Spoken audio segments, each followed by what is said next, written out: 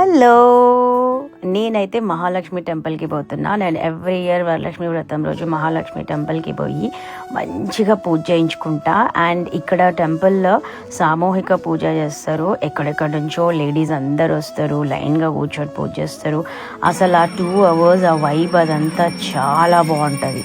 గుడి మొత్తం ఇట్లా హారతులు అండ్ మంత్రాలు అసలు నెక్స్ట్ లెవెల్ ఉంటుంది అనుకోండి. This is my 3rd year అనొచ్చు. చాలా అంటే నాకు చాలా బాగా అనిపిస్తుంది.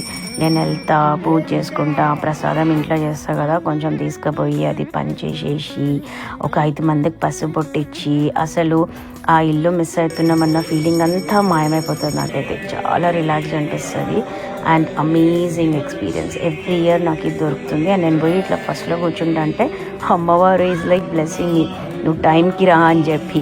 అట్లనే అన్నీ కూడా టైంకి అయిపోతాయి నాకు. నేను లాగౌట్ చేసి టక్ టక్ టక్ అని వెళ్ళిపోతా.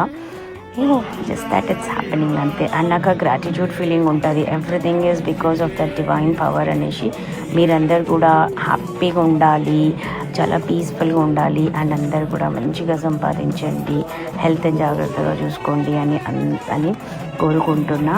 అండ్ ఈ వరలక్ష్మి వ్రతం బాగా చేసుకున్నారని అనుకుంటున్నా అందరూ కూడా. శ్రీమాత్రే నమః. చలో మరి బాయ్.